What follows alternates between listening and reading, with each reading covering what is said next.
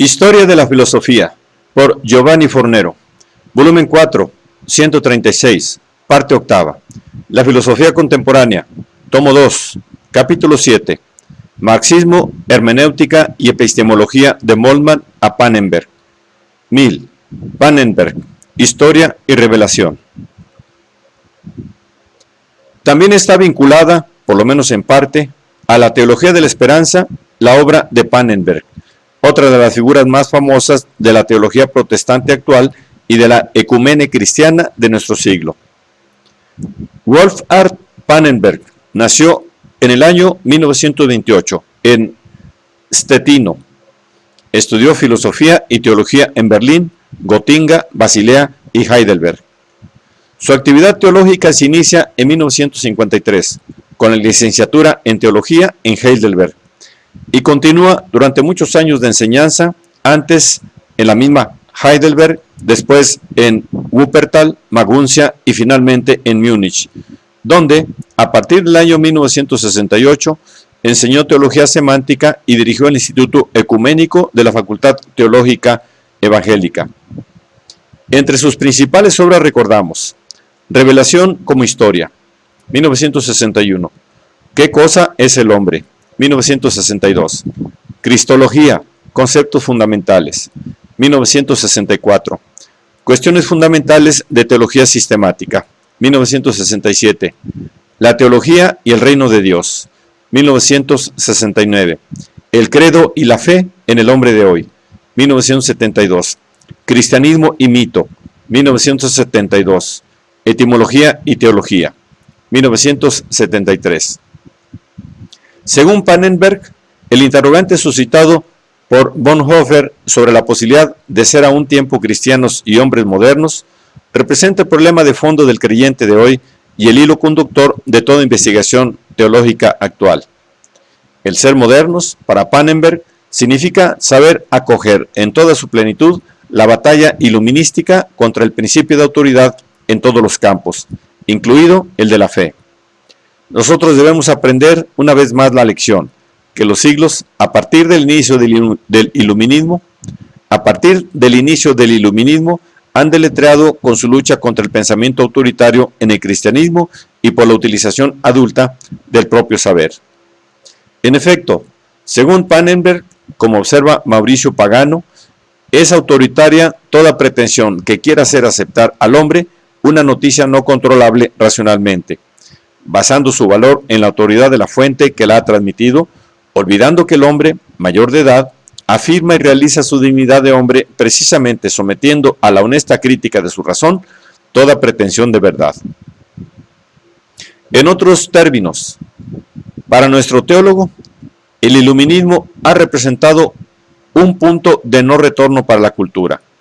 Ha lanzado un desafío a todo pensamiento premoderno que se presente aún con planteamientos autoriales, desafío que una teología moderna, post-iluminística, tiene la misión de recoger. Tanto es así que el estudioso de Stettino, en polémica con los teólogos de la palabra, sostiene que la crítica racional del iluminismo y de sus herederos respecto a la tradición cristiana debe ser acogida positivamente por la teología para poder ser superada.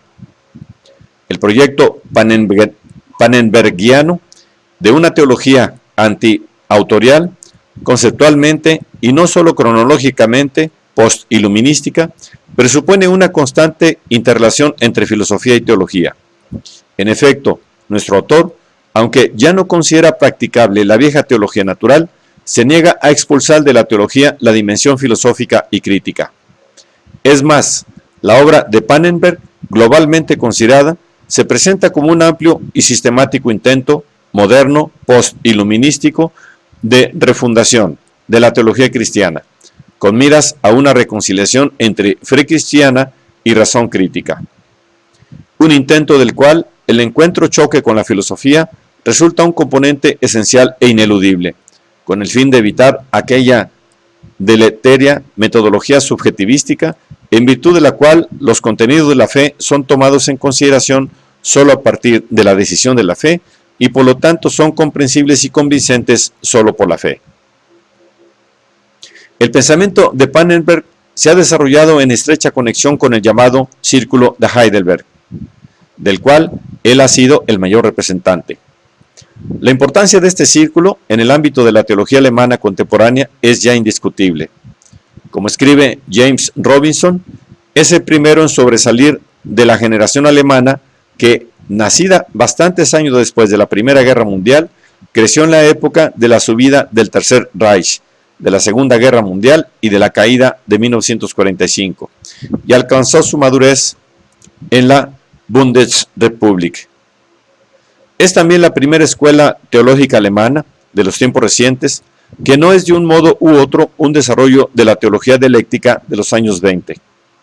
En efecto, con esta escuela, que Pannenberg presenta como un artículo de trabajo abierto a la discusión y a la investigación colectiva, se opera en el campo de la teología evangélica un giro que conduce a la superación de una época que había estado dominada por las teologías de Barth y de Bullmann, y lleva a una recuperación de la dimensión histórica y escatológica futúrica de la fe cristiana. Como lo demuestra el título del volumen manifiesto del grupo, firmado además de Pannenberg por Rudolf Rendstorff, Trutz Rendstorff y Ulrich Wilkens, la tesis fundamental del Heidelberg-Kreis es el concepto de la revelación como historia. La nueva orientación teológica encuentra su primer esbozo teórico y polémico en el artículo de Pannenberg de 1959, Advenimiento de Salvación e Historia. La historia es el horizonte más amplio dentro del que la teología cristiana se mueve. Todos los problemas y las soluciones teológicas encuentran su sentido solo en el contexto de la historia de Dios con la humanidad, y a través de esta con la entera creación.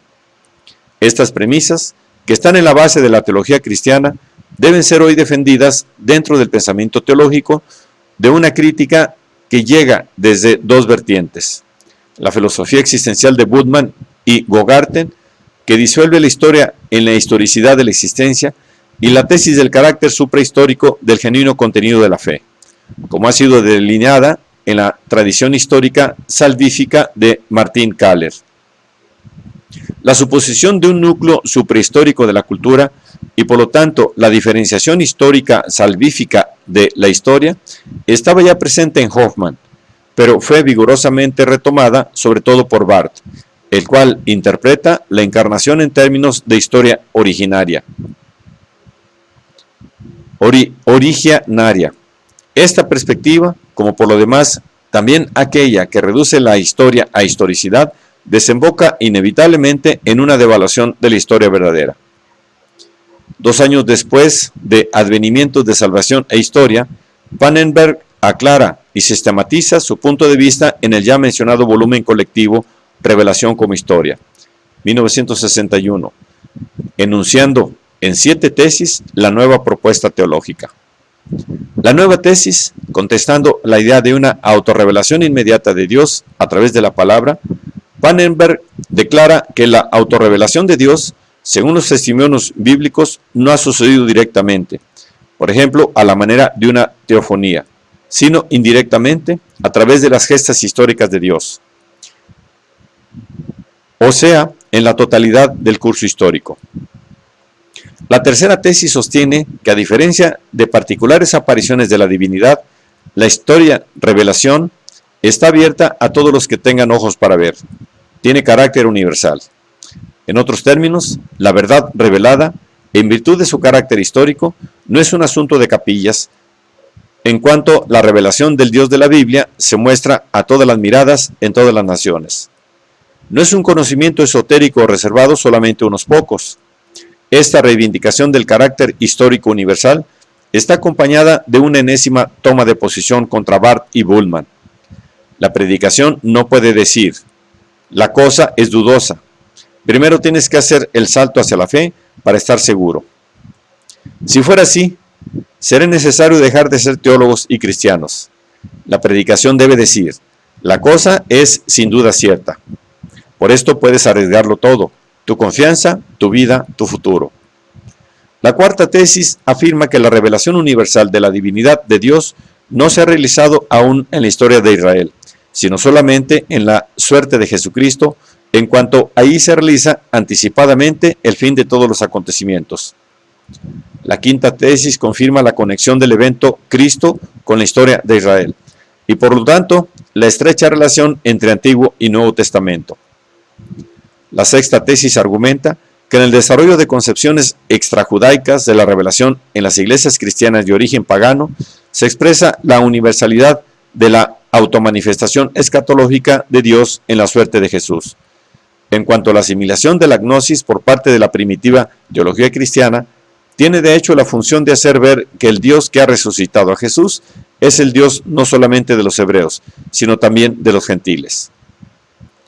La séptima tesis proclama que en relación con los acontecimientos de la historia, que son los únicos medios de revelación, la palabra puede asumir una triple función. La palabra predice los hechos, palabra de Dios como promesa. La palabra prescribe aquello que se hace palabra de Dios como directiva. La palabra se refiere a los hechos y los proclama, palabra de Dios como relación y querigma. La palabra se entrelaza así con los hechos, pero ya no añade nada a la venida de Dios. Los acontecimientos en los cuales Dios ha mostrado su divinidad son evidentes por ellos mismos en el ámbito de su contexto histórico.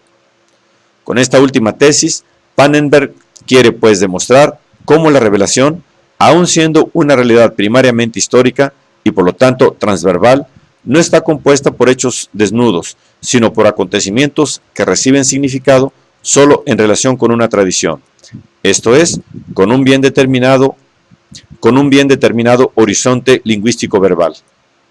Los acontecimientos de la historia hablan en su lenguaje, el lenguaje de los hechos. Pero este lenguaje solo se puede oír en el contexto y en el ámbito de la tradición y de la espera en el cual suceden los hechos. La historia nunca está constituida por los llamados bruta facie. La historia también es siempre historia de la tradición. De estas 7 tesis, la central y resolutoria, que está en la base de toda teología y filosofar de Pannenberg, es la cuarta.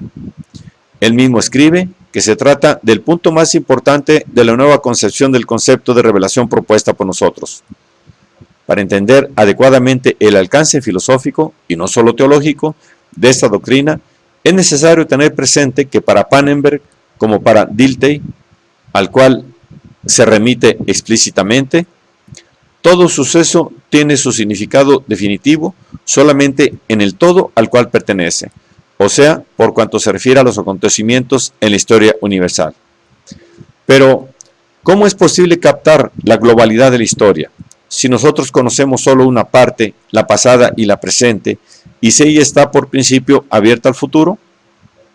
Nuestro autor cita las palabras de Dilthey: será necesario esperar al fin del curso de nuestra vida, a la hora de nuestra muerte, para poder abarcar con la mirada aquel conjunto que nos permita individuar también el nexo que liga todas sus partes. Habría que esperar al fin de la historia para tener todo el material necesario para determinar su significado. En otros términos, si para captar el sentido de los acontecimientos es necesario mirar al final de la historia, puesto que ésta aún no ha sido dada, parece excluida la posibilidad misma de un saber histórico fundamentado. El idealismo alemán ha tratado de superar el obstáculo suponiendo que la historia es dada a priori, en su concepto, pero este método ha acabado por poner entre paréntesis la estructural apertura y contingencia de la historia.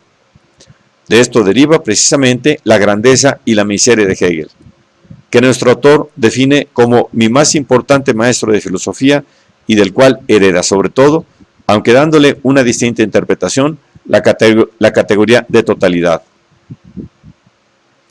Según Pannenberg, el único modo de resolver el problema del acceso a la totalidad de la historia sin caer en las aporías del idealismo y del hegelismo es ver en Cristo la prolepsis o la anticipación del cumplimiento de la historia. En otras palabras, desarrollando de un modo original el concepto heideggeriano, del cual el autor de Ser y Tiempo había hablado a propósito de la muerte y de la posibilidad de ser un todo por parte del estar, Pannenberg hace de Cristo la preaparición de lo definitivo, esto es, la prolepsis en la historia.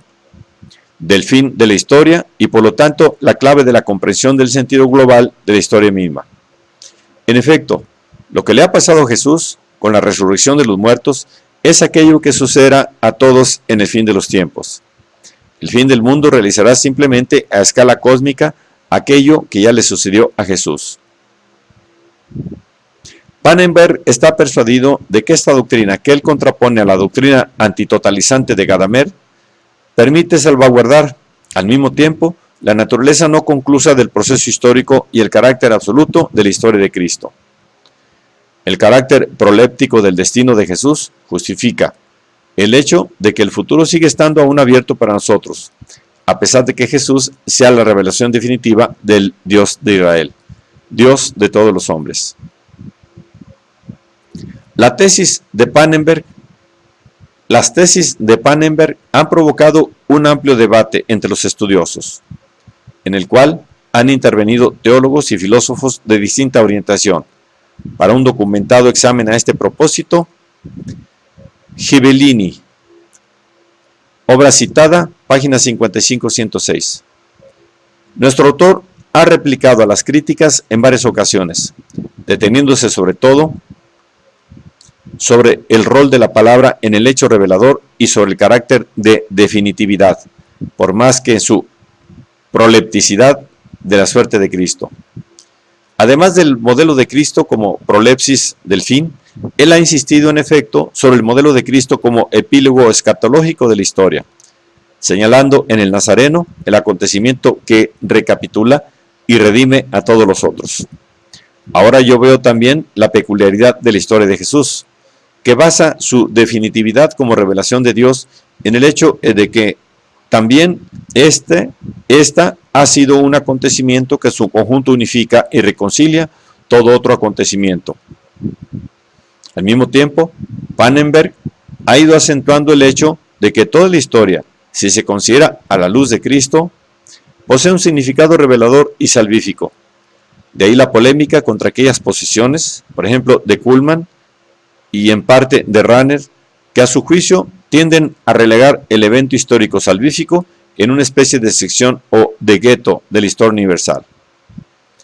La doctrina de la revelación como historia, de la cual hemos recordado los puntos principales, representa el esqueleto teórico general de todos los escritos teológicos de Pannenberg, en particular de la Cristología, 1964, que concretiza metodológicamente sus principios y directrices, insistiendo en una cristología desde abajo que parte del terreno concreto de la historia.